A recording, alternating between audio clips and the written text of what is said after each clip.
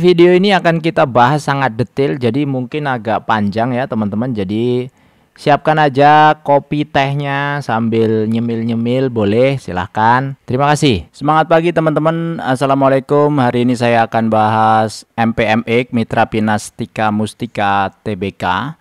Hari Jumat kemarin secara perdagangan naik lumayan 2,33% atau 25 poin. Kemudian net transaksinya juga cukup besar ya. Kemarin sampai 13 miliar transaksi di hari Jumat tanggal 23 Mei 2025.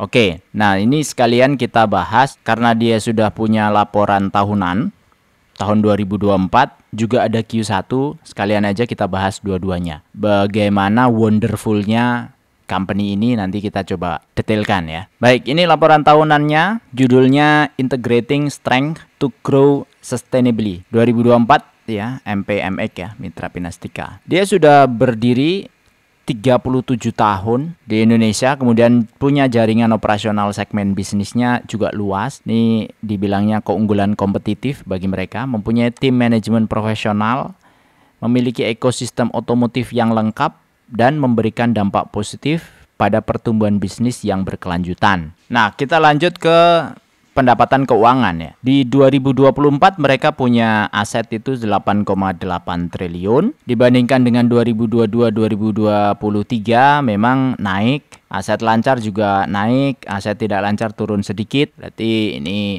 ada beberapa yang mungkin di demolish ya atau di scrap. Kemudian secara pendapatan gacor banget ini 15T di 2024. Naik terus dibandingkan 2022, 23 dan 24.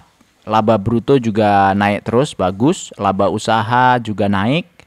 Walaupun 2023 laba usaha sempat turun daripada 2022 ya.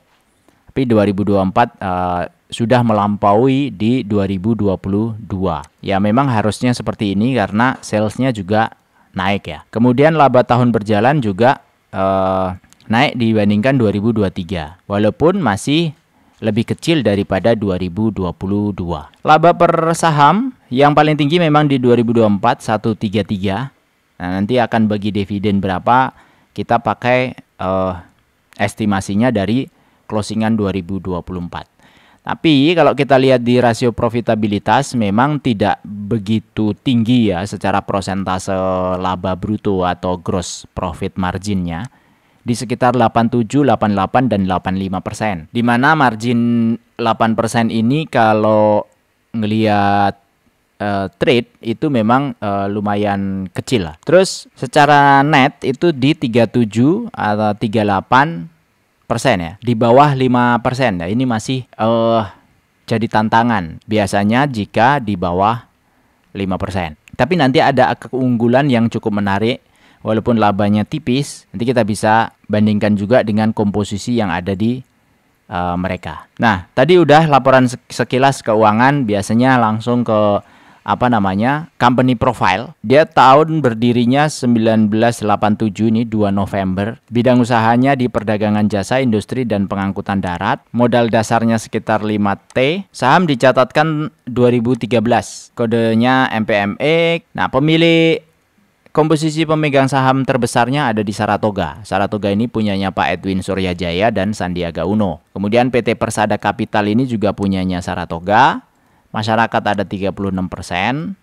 Dan mereka punya jumlah karyawan sekitar 1.500-an karyawan. Kalau dilihat dari sisi visi misi, kenapa saya bacakan di visi misi, ini sudah mengabsorb beberapa kemungkinan perubahan bisnisnya otomotif. Ya, dari visi memberikan dampak positif pada kehidupan melalui mobilitas yang cerdas dan integrasi sosial. Jadi ini lebih luas secara visi, artinya misi yang ada di bawahnya pun mestinya nanti juga akan bergerak ke hal-hal yang sifatnya juga tidak melulu di satu bisnis saja ya. Contoh misalnya jualan motor misalnya begitu saja. Nah ini di misinya menciptakan ekosistem untuk ide-ide terbaik, inovasi yang membawa perubahan besar yang dihadirkan melalui produk layanan yang paling relevan dengan memahami orang lebih baik, dengan cara yang paling efektif oleh orang-orang yang paling berbakat di industri kita. Jadi secara misi satu kalimat ini bisa mengejawantahkan atau bisa mencakup ke semua hal yang dibutuhkan untuk keunggulan kompetitif. Dan ini cukup bagus, menurut saya cukup bagus. Ini saya coba highlight di sana. Oke, kita lanjut di kegiatan usaha. Jadi yang sudah berjalan saat ini tuh penjualan dan perdagangan besar sepeda motor baru, terus eceran, kemudian suku cadang dan seterusnya. Nah, ini yang belum saja. Yang belum saja itu ada industri spare part. Ini kalau sudah dimasukin seperti ini berarti kemungkinan dia bisa bikin, atau industri aksesoris kendaraan bermotor. Ini industri spare part kan kayak Astra Autopart ya. Terus jasa konsultasi keamanan informasi, jasa transportasi ini juga belum, reparasi baterai, penjualan tenaga listrik juga belum, aktivitas penunjang tenaga listrik lainnya. Ya, ini untuk EV dengan dia sudah men-setup seperti ini, mestinya mereka sudah mulai ancang-ancang atau mulai prepare. Jadi kita sebagai pemegang saham bisa lebih tahu duluan. Terus kita lanjut ke struktur organisasinya. Jadi ada dirut, kemudian ada beberapa direktur. Ini ada 4 direktur, Bu Beatrice, Pak Kemal, Budiman Wikarsa, Arifan Rahman. Kemudian ada Dewan Komisaris. Nah, komisaris utamanya atau komutnya Pak Edwin Suryajaya. Ini sudah beberapa waktu ya. Nah, ini catatannya. Beliau sudah dari 2010 itu memegang jabatan sebagai komisaris utama. Sudah periode waktu keempat. Jadi sampai 2028 berarti sudah berapa tahun tuh? 18 tahun ya. Dan sekarang sudah umur 75 tahun. Jadi ini sepertinya seumuran dengan Pak Sandi. Mungkin Pak Sandi sekarang 70 berapa ya? 72 ya. Mungkin sekitaran situ. Kemudian komposisi pemegang saham. Ini ada, tadi sudah disebutkan ya. Sama persis, Saratoga, Persada Capital. Nah, kalau ngelihat struktur utamanya, ini ada Pak Edwin. Jadi Saratoga itu dimiliki oleh Pak Edwin 35%, kemudian ada PT Unitrust Pertama 32%, Pak Sandiaga Uno 21%, terus publik itu 9,96%, itu Saratoga. Ya, Unitrust Pertama sendiri itu dimiliki 50% oleh Pak Edwin Suryajaya. Jadi semuanya mengacu ke beliau. Ya. Terus Saratoga sendiri punya MPMX itu 56%, publik punya 38%, dan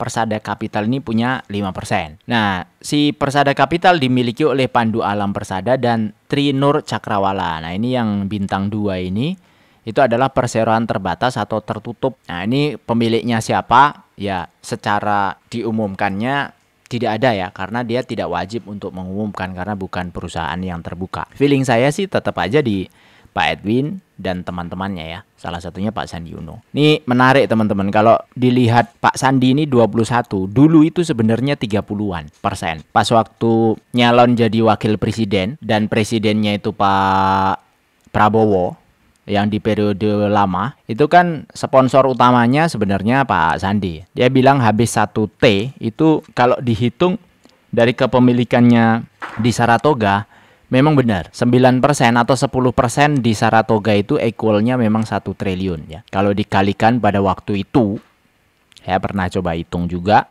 yang awalnya dia punya kekayaan 3 triliun menjadi sekitar 2 sekian triliun. Makanya pas waktu pengumuman, kan dulu waktu itu kalah ya sama Pak Jokowi. Pak Sandi Uno itu sempat shock kan, pengumuman kemenangan ya pada waktu itu ya. Kan hampir nggak mau maju ke depan gitu. Kemudian cegukan atau apa, pokoknya shock karena sudah banyak banget uang yang dikeluarkan. Ya begitulah politik. Oke, kita lanjut. Nah, setelah struktur pemegang saham, kita ke struktur karyawan. Nah, di struktur karyawan itu 1.500 ini lebih banyak ke staff dan officer ya, 1.200-nya. Terus lebih banyak juga ke sarjana atau yang lebih tinggi, 797-nya. Karena mungkin lebih banyak jualan ya kegiatannya. Terus komposisi karyawan berdasarkan masa kerjanya, ini yang menarik. Jadi hampir rata semua. Artinya ini regenerasinya akan jalan mestinya ya. 1 tahun ke atas, kemudian ke atasnya lagi, ke atasnya lagi, ke atasnya lagi. Jadi saling menggantikan. Jadi regenerasinya udah kelihatan nih kalau kayak gini nih rata. Yang nggak pas itu kalau banyak di tengah misalnya, atau banyak di ujung, kayak gitu-gitu. Komposisi karyawannya yang paling banyak di umur 31 sampai 40 tahun. Ini kalau ngelihat dari 2023 sebenarnya turun ya, 1586 ke 1546. Ya, ini bagus lah. Bahwa pegawai tetapnya sudah 1300-an, pegawai kontraknya 207. Lah, ini yang jadi salah satu keunggulan memang di MPMX. Kalau dibandingkan dengan Astra Autopat, jauh sekali ini. Salesnya mungkin mirip. Kalau Astra Autopat kan 19 triliun, ini kan sekitar 15T. 15T itu karyawan cuma punya 1.500. Astra Autopat kemarin kalau nggak salah 20.000 ya, 19.000 sekian lah. Jadi jauh banget perbedaannya, karena memang bisnisnya beda. Satu manufaktur dan satu adalah dagang ya, penjualan. Nah, pas waktu jualan kan artinya satu orang itu menghasilkan penjualan, rasionya kan lebih gede daripada manufaktur yang memproduksi parts ya, komponen-komponen kendaraan. Lah ini jadi keunggulan buat dia, walaupun profitnya cuma 3% di bawah netnya, tapi bisa di-maintain dengan baik karena karyawannya jumlahnya nggak terlalu banyak. Jadi bebannya yang dia harus tanggung juga nggak terlalu banyak. Kalau penjualan kan berarti kan yang tergantung itu di karyawan dan tempat ya, aset, dealernya, tanahnya, kayak gitu-gitu. Terus modal untuk stok. Jadi bagus, ini perusahaannya menurut saya bagus. Terus ini disampaikan juga ada remunerasi karyawannya. Ya ini standar, tapi untuk karyawan tetap, karyawan kontrak juga dijelaskan. Bedanya hanya di fasilitas pengobatan dan kacamata. Terus pesangon untuk yang karyawan kontrak itu tidak ada ya. Yang lain-lain ada hak cuti, tunjangan hari raya, tunjangan pensiun, BPJS gitu ada. Ini sudah saya setup lah ya, rangkum-rangkum mana yang penting ya teman-teman ya. Teman-teman tinggal menikmati saja, nggak usah baca semuanya. Nah, ini IT strategi juga oke. Karena apa? Ini saya highlight juga dan dicantumkan di sini karena bagian penting dari sebuah bisnis yang sifatnya itu sales atau trading, itu bagian IT ini juga menjadi sesuatu yang backbone di belakangnya. Nah, kalau dia punya kesadaran untuk itu, maka bagus perusahaannya. Secara manajemen sudah menyadari itu bagus. Kalau yang tidak ada beginiannya, artinya semua serba manual, data serba manual, itu ya masalah ya, berpotensi bermasalah. Terus ada juga kinerja operasi tiap segmen. Ini masuk ke detail laporan penjualan atau keuangan. Pendapatan itu paling banyak memang ada di distribusi, retail dan aftermarket untuk sepeda motor. Yang lainnya itu ada asuransi, itu tapi kecil ya, 300 miliar dibanding 15,4 triliun. Jadi kecil banget untuk yang asuransi. Jadi dikonsul sekitar 15,7 T. Kemudian laba ruginya kalau dibandingkan dengan 2023 ini juga sangat bagus. Pendapatan itu naik 13%. Kemudian laba brutonya naik 12%. Laba usaha naik 38%. Jumlah penghasilan komprehensifnya naik 13%. Laba per saham itu naik 10,6%. Harusnya dividennya juga naik paling tidak 10%. Kalau yang tahun lalu itu 115, tahun ini mungkin mestinya naik ya, paling tidak 10% tuh dari 115. Maunya kan begitu. Kalau payout rasionya sama. Terus ada juga current ratio, ini kemampuan membayar hutang, ini oke banget. Jadi hutangnya juga nggak gede karena rasio lancarnya ini 1,7, berarti dia bisa membayar hutang jangka pendeknya yang hutang setahun itu dengan aset lancarnya dia bisa ya, dengan cash, dengan piutang yang ada, dengan stok itu 1,7 kali. Jadi hutangnya lebih rendah daripada lebih rendah daripada aset lancarnya. Terus piutang, nah ini ada piutang juga 4,8 hari. Artinya kalau dia punya piutang pendek, berarti sebenarnya pembelinya ini mungkin mayoritas di retail ya. Udah pasti sih, ini pasti retail. Jadi langsung jualan ke konsumen ya. Barang dikirim, kemudian pembayaran 4,8 hari setelahnya kan seolah-olah gitu. Maksudnya pelunasan. Mungkin di leasing ya, leasingnya dia. Persediaan 9 hari, utangnya dia 11 hari. Nanti mungkin kita juga coba hitung di piutang ini dengan laporan keuangan yang Q1. Terus target 2024. Nah ini juga saya coba sampaikan. Kenapa? Karena ada target 2025. Jadi kita mengevaluasi manajemen itu bagus atau tidak, salah satunya adalah based on target yang mereka tetapkan. Kalau target 2024 adalah 14,4 triliun, hasilnya 15,77 T, artinya 109%, berarti ini bagus.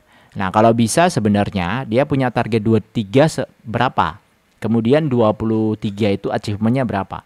Kalau 100%, 109% lagi, berarti kita bisa mengkonfirmasi apa yang diproyeksikan di tahun 2025 kemungkinan akan tercapai atau tidak. Kalau tidak ada efek dari luar, di luar organisasi, misalnya perang, misalnya pandemi dan seterusnya, mungkin ini akan bisa tercapai gitu. Nah, mereka kan sudah mentargetkan bahwa kenaikan pendapatan sebesar 5-10% dan laba sebesar 3,5%. Berarti kalau kita bisa lihat seperti ini, artinya optimismenya manajemen itu bagus untuk 2025, sehingga kita juga bisa menghitung 2025 kayak gimana sih harusnya gitu. Terus dividen. Nah, di dividen ini ada sedikit kontradiktif nih. Di sini ngomong perseroan bermaksud untuk mempertahankan target rasio pembayaran dividen tunai final sebesar 40% dari laba bersih setelah pajak setiap tahunnya. Tapi aktual pembayaran dividen 23 dan 22 itu, dividen payout rasionya itu 89 sama 95 ya. Nah, kalau tahun ini misalnya 90 atau 89 lagi, artinya yang tadi di atas 40% ini nggak berlaku. Nah, masalahnya adalah kalau tahun ini ternyata yang dibagi adalah cuma 40%. Pasti pada kaget itu. Karena 2 tahun ini sudah di atas 80%, tiba-tiba bagi 40%. Bisa nggak itu terjadi? Bisa. Risiko itu ada.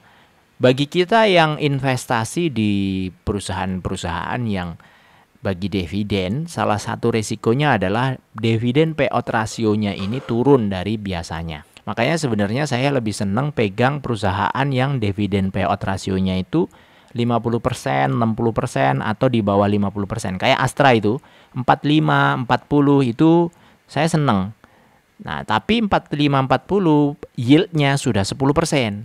Sehingga nanti ketika dia bagi misalnya 60% yieldnya, 60% dividen payout rasionya, yieldnya jadi naik gitu. Tapi kalau udah terlanjur tinggi begini, sekarang misalnya yield 10%. Dia mau bagi di atas 100%, maka harus ngambil cash yang ada di internalnya mereka. Kurang bagus sih kalau payout rasionya itu terlalu gede. Khawatirnya juga nanti mengganggu kelincahan mereka untuk berinvestasi. Maksudnya kelincahan untuk menambah lini bisnis baru atau untuk mengembangkan bisnisnya mereka. Oke, di dividen harusnya juga tidak ada yang signifikan yang bisa kita note. Terus, nah ini di GCG dia punya skor dari 23 ke 2024. Skor ini itu yang menilai namanya IICD. IICD itu adalah Indonesian Institute for Corporate Directorship. Jadi orang luar. Hasilnya itu peringkatnya levelnya adalah sangat baik ya. 92 ke 93. Ini naik 1 poin di very good ya, level 4. Artinya GCG-nya bagus. Kalau perusahaan GCG bagus, kita pun sebagai investor tenang. Karena nggak ada istilahnya apa? Korupsi-korupsi yang kayak gitu-gitulah ya.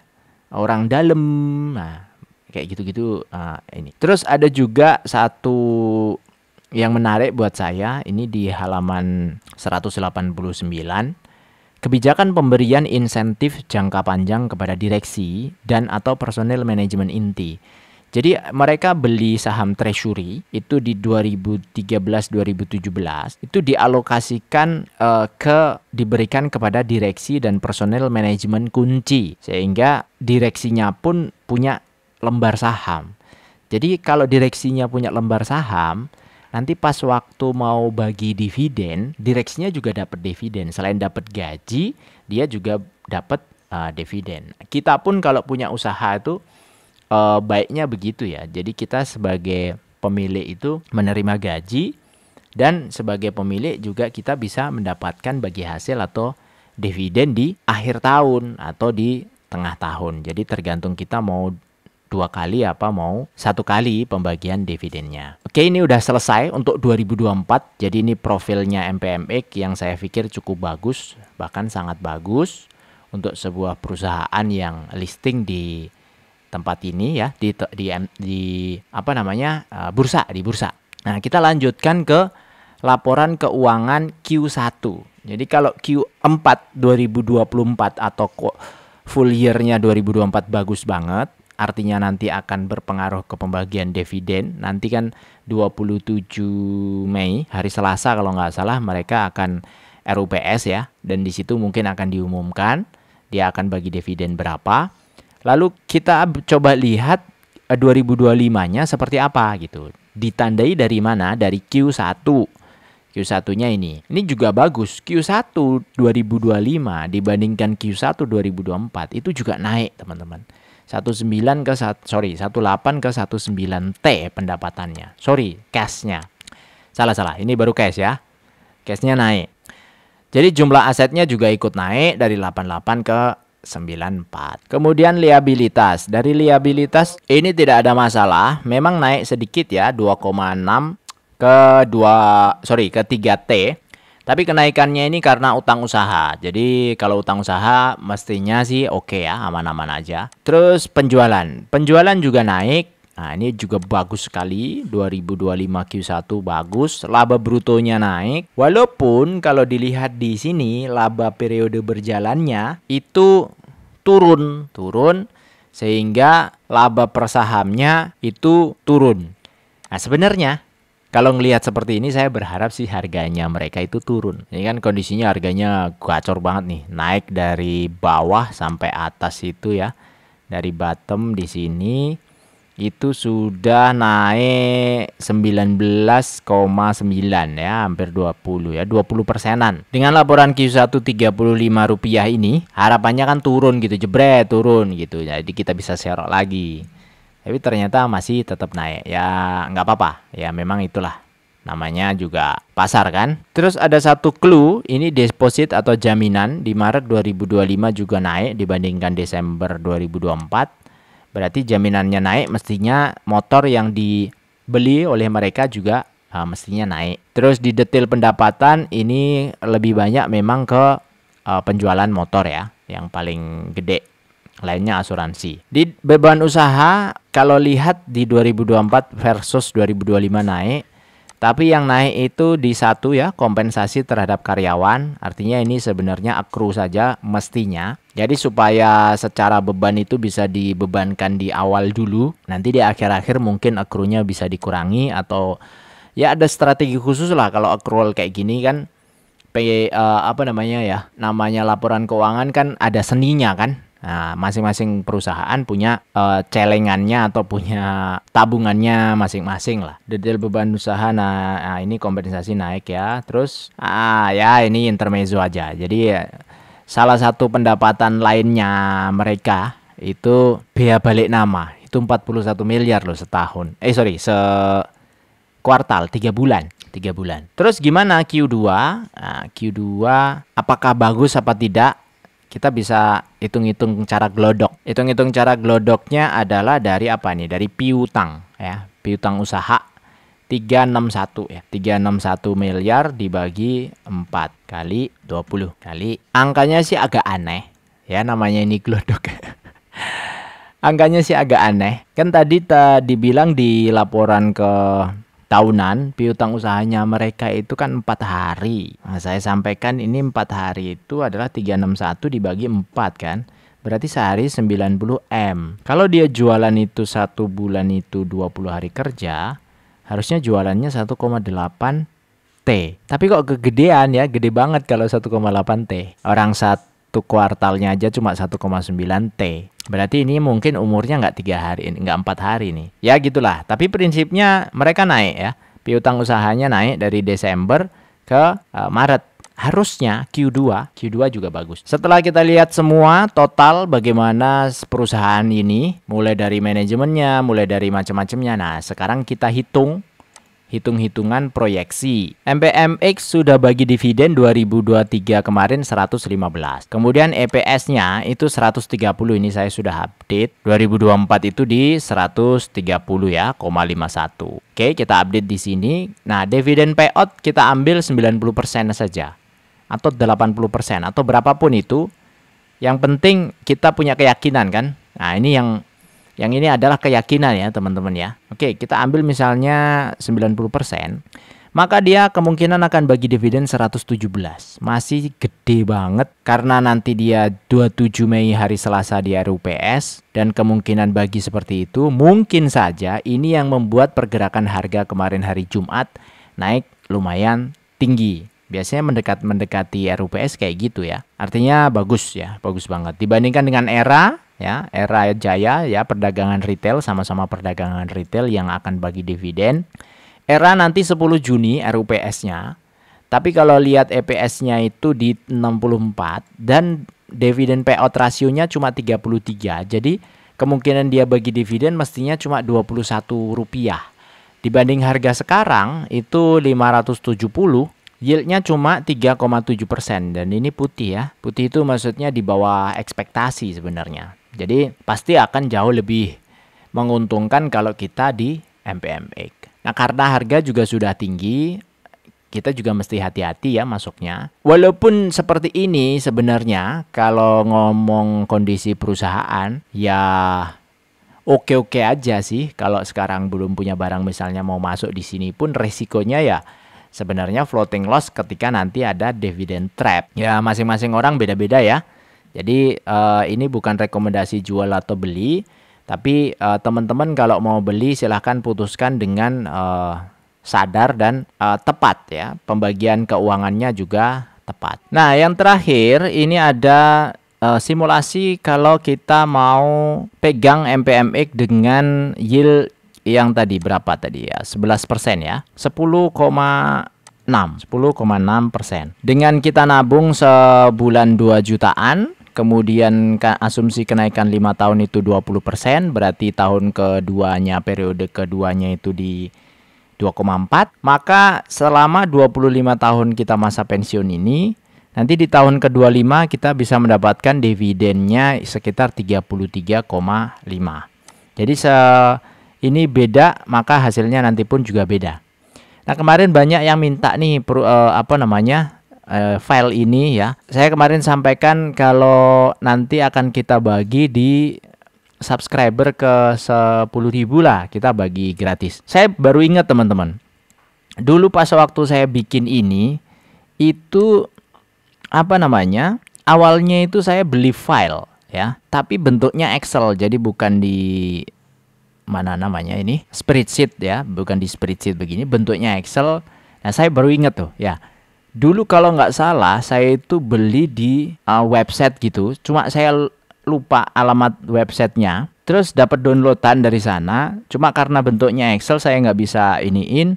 Nah saya konversi dengan beberapa sedikit modifikasi lah, tapi bentuknya mirip-mirip seperti ini. Makanya kemarin ada yang komen, saya pernah punya file ini di mana ya? Tapi memang sebelumnya kan saya mulai itu 2015. Udah lama ya, tahunnya 2015 tuh udah lama. Dulu saya sebar-sebar, saya bagi-bagi. Kemarin 2-3 tahun lalu pun juga saya bagi-bagi di WA. Jadi di WA itu sudah saya sebar-sebar sebenarnya. Jadi dan ini juga gampang sih, nggak terlalu sulit bikinnya.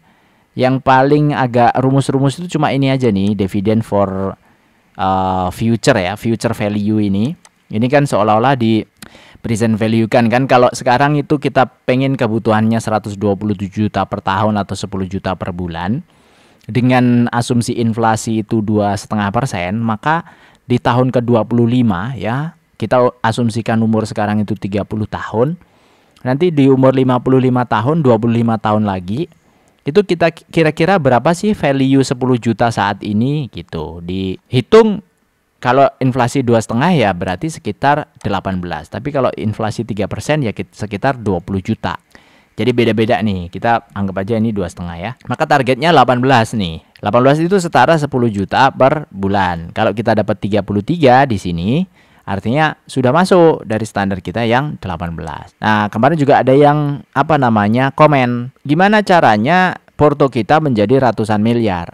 Ya, cara paling simple menurut saya sih bukan dari capitalnya yang ada di sini, tapi dari cicilannya ini yang kita bisa naikin. Kalau mau jadi puluhan miliar atau ratusan miliar, ya jangan cuma nabung 2 jutaan sebulan gitu. Karena kalau ngambil dari capitalnya saja, kita dipaksa misalnya ini jangan 10% bang, 20% misalnya. Ya kalau bisa, kalau nggak bisa gimana gitu kan. Kita anggap 10%, tapi kalau yang ini misalnya jadi 5 juta per bulan, kan lumayan nih, signifikan nih. Tahun ke-25 sudah jadi 8 miliar kan, gitu.